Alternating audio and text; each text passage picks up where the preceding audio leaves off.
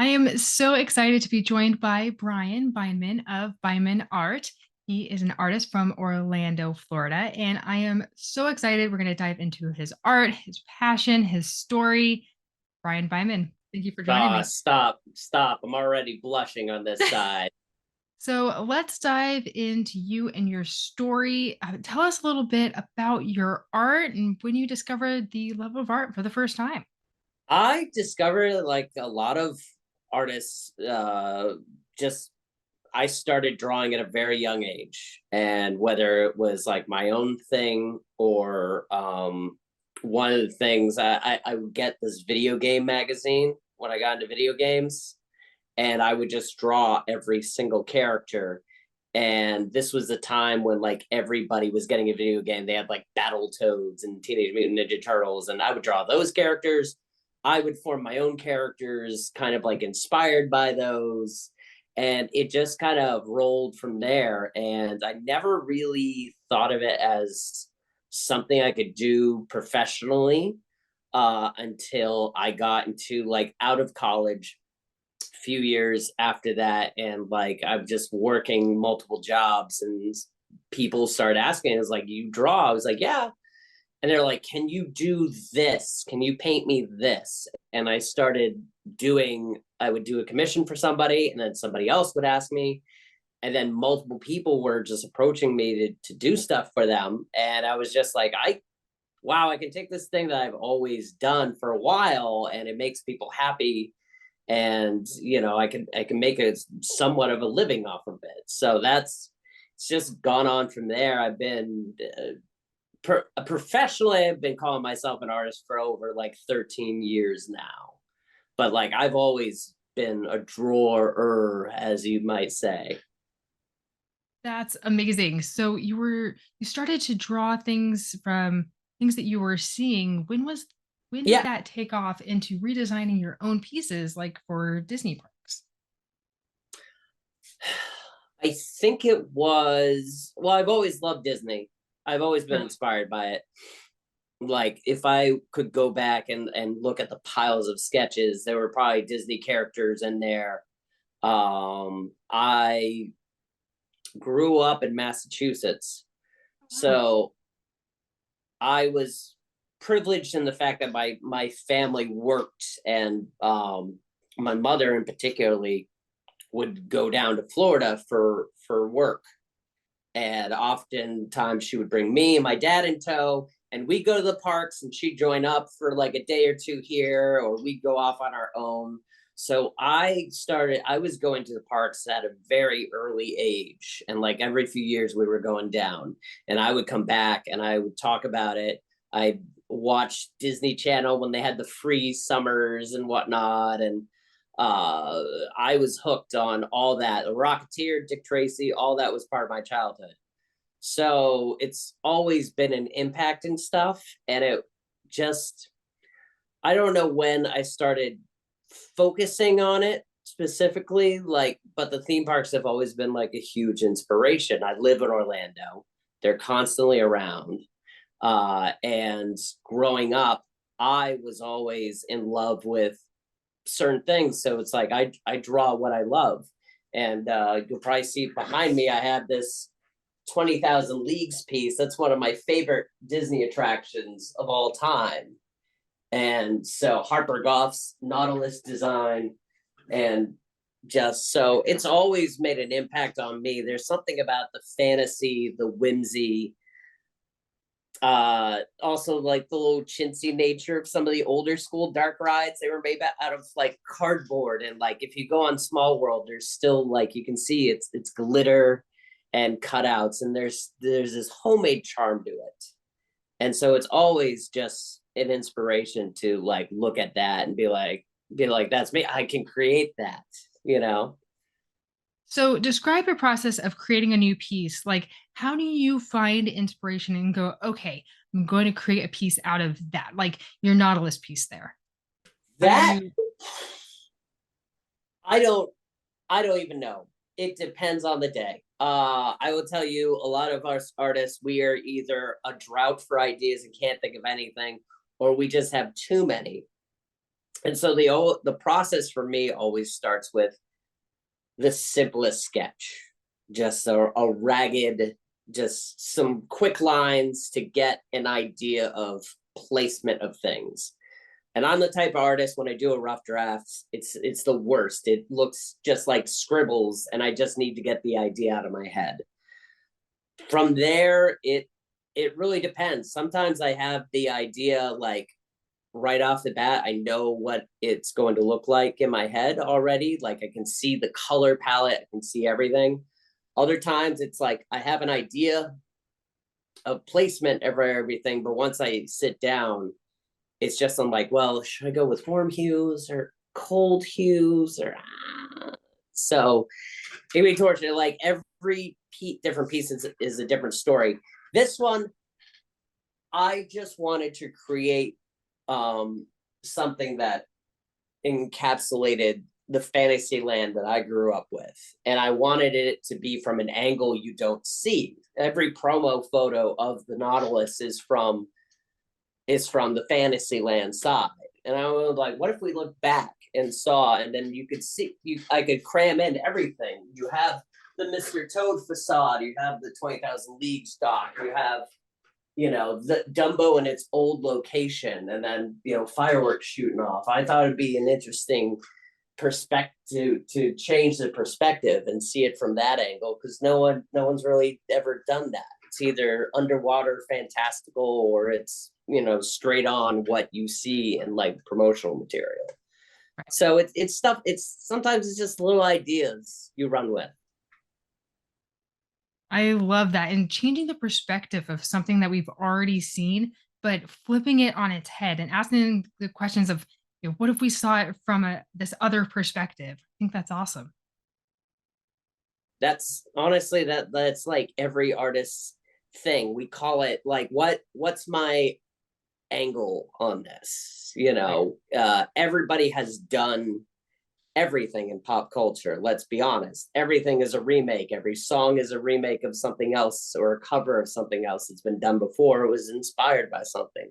So us artists, it's our job to like, well, what's my angle on this? It's like, well, I want to draw a guitar. Millions of people have drawn guitars, but what's my viewpoint or aesthetic of it going to be? And you kind of just go from there. Ooh, I love that. What's your angle? Very philosophical.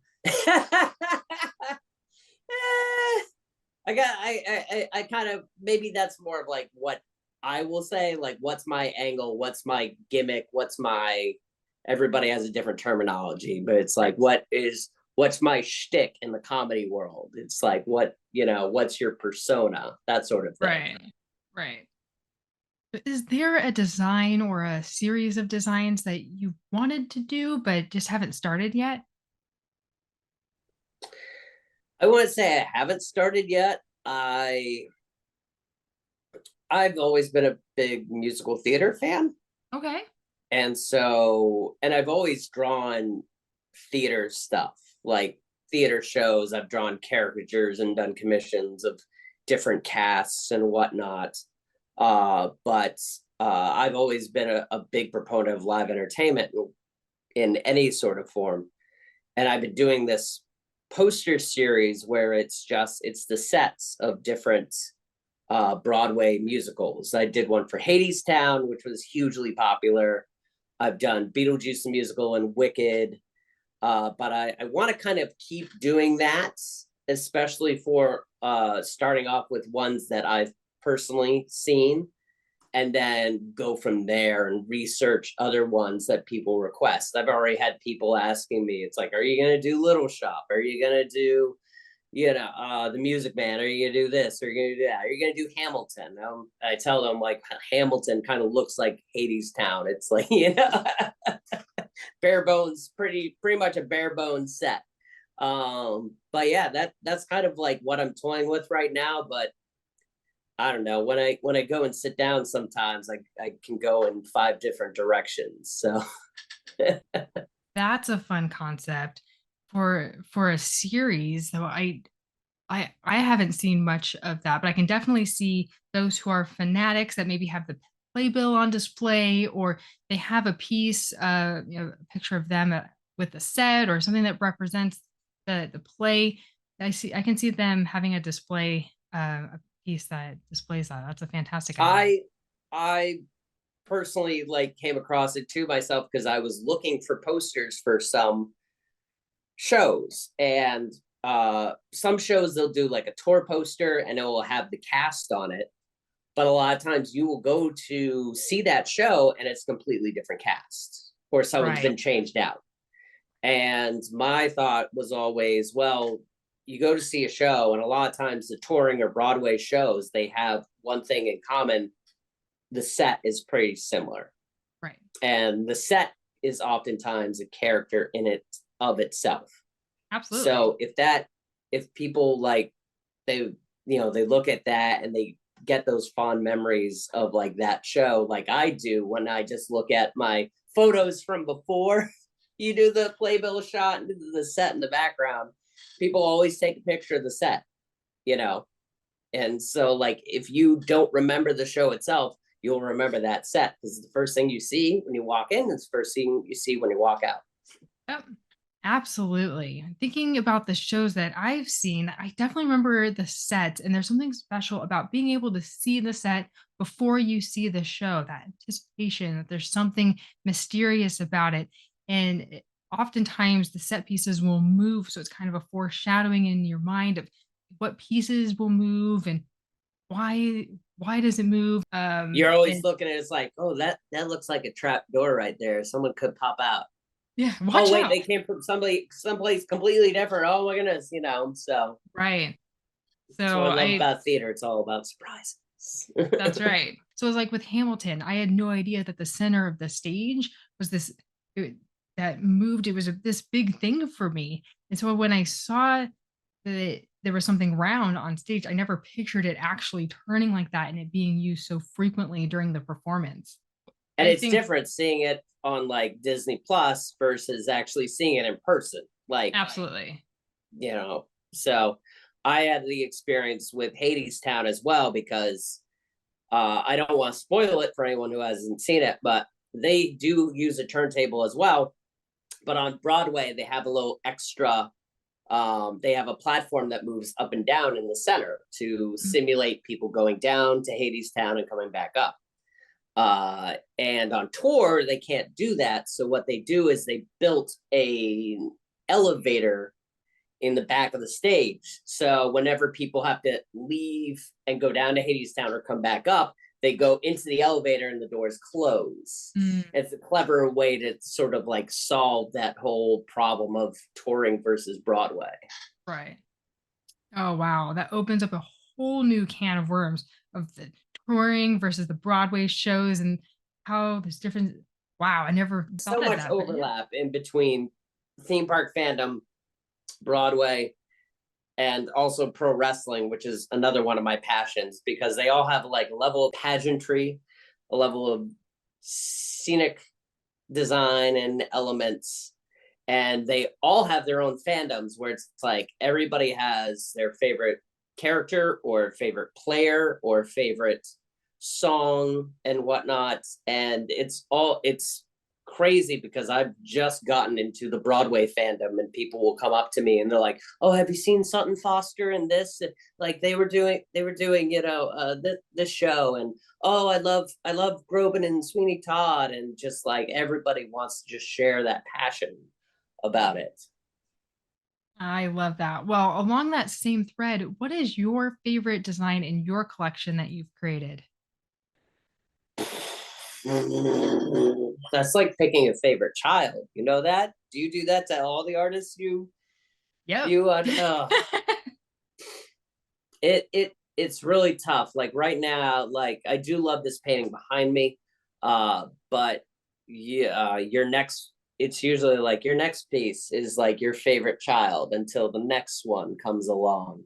I think my right now my favorite is the Hades Town set piece because it's very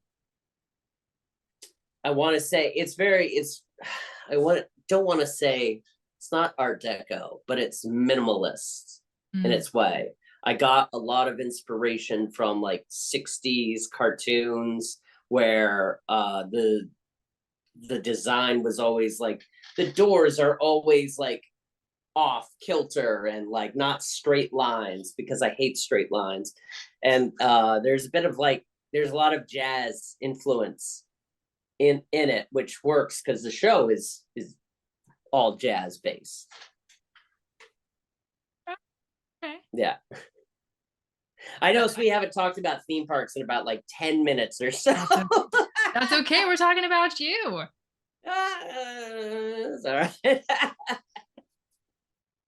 All right. Well, one more question before we get into the piece. Where do you see Bindman Art in 5 years? Oh God, I hate this as a regular interview. Honestly, just being happy and continuing to do what I love. I know that's a cop out answer. I would love to be at Festival of the Arts, or be in the Wonderground Gallery. That would be amazing for me. I think I have to still focus more on the painting than the digital stuff to get into those. But I just want to grow personally as an artist and stretch and see what else I do. I'm looking to do some of my own like solo shows. I would love to do a collective show where I get all the theme park artists around Orlando together and we do one collective show. Um, I have many ideas for projects, but it's like it's all down the road. And saying them out loud sometimes makes you feel accomplished when you haven't really done that. So, but honestly, like I'm happy at this point where I can balance work and going to the parks and drawing and painting whatever I love. And I'm just going to keep on the road and go where it goes. I love that. Well, I hope that you get into the Underground Gallery not Orb, and the Festival of the Arts. I have no connections, but I If think anybody that has any connections, let me know, please. I have no connections, but yes, if anyone out there has any connections, let's get in touch for sure. Yeah. I always So say, I was like, I'm either going to get a cease and desist or I'm going to get an invite to Festival of the Arts, one way or another. I know that's how we feel about our stuff too. All right. Either way, that's getting framed up here somewhere. Yes, exactly. Make it part of the art. All right, let's talk about our print that we are giving away for our Standby Quest games this month for the month of April. So tell us about this print. What is the backstory behind it? All the details. The backstory is, if you haven't guessed, I'm obsessed with submarine rides. I think the one thing that 20,000 Leagues stuck out to me when I was a young kid was the fact that you could go to other parks and go on a roller coaster or like a knockoff teacup ride. Like they were never as well as themed, but you could find some sort of version. But when my parents brought me to the Magic Kingdom, I was obsessed with the fact that you go underwater and look through a little porthole and there's animatronics in the water. That blew my mind. I'd never seen anybody put a robot underwater and have it move around. And just the idea of like underwater exploration of like sea serpents in Atlantis, like cryptozoology and Greek mythology, like they all just kind of mush together into this whimsical place. And this is kind of where they all came together. So when I went to Disneyland for the first time, obviously by then it was still Finding Nemo, but I love that those subs brought back the same feeling I had when I was first going to Magic Kingdom, going down to that little sub, looking through the porthole, and just the Disneyland Tomorrowland has this kinetic energy. You have the monorail going by, you have the Matterhorn, you have the subs rolling through the lagoon right there. So I wanted to capture something from that angle that kind of just that border between Tomorrowland and Fantasyland, that whimsical nature. and I wanted to be really colorful. And I wanted to, at that time, I was working with markers. So I would have these markers, they're Prismacolor markers. They're kind of expensive. They're like $5 a pop, but they have this nice little bleed that makes it look like watercolor. And at the time, I was like, I really want to do something here where I apply a different technique. So it's like you have the plains of, not the plains, but like you have the peaks of the Matterhorn and just little details here and there. It's mostly white space, but you put enough gray and lining and it forms what you see in your head when you see the Matterhorn. And then I wanted, to make the lagoon, but I didn't just want to be blue streaks across. So like I stippled all those little ripples on there just by hand, which is a very exhausting technique for like something. The actual original piece was like about 8 by 10.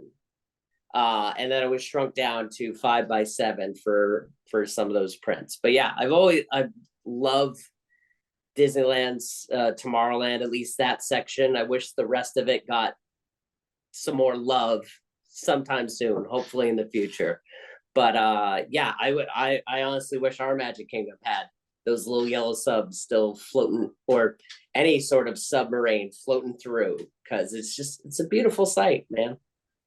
Yeah, I totally agree. And what I love about this piece too is the way that you have the orange and the red, and there's something underneath the water. You can see it, and then you have the mountain and the trees. There's something else there that your imagination can just fill in the gaps.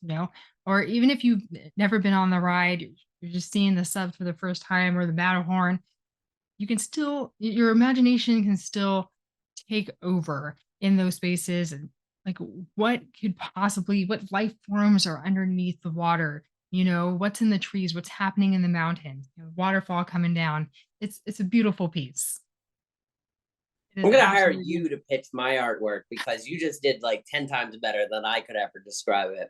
Right. Oh, But you're absolutely right, because I tried to do, I keep pointing to this piece behind me because it's easy right there. But I tried to do something similar where it's hard to see, but there's the eye of the squid, and you can see underneath the waves like his little orange skin, like, so he's like there kind of lurking. I don't think I pulled it off as effectively, but I like it. I like the way it is. It's just he's lurking under the surface. yeah.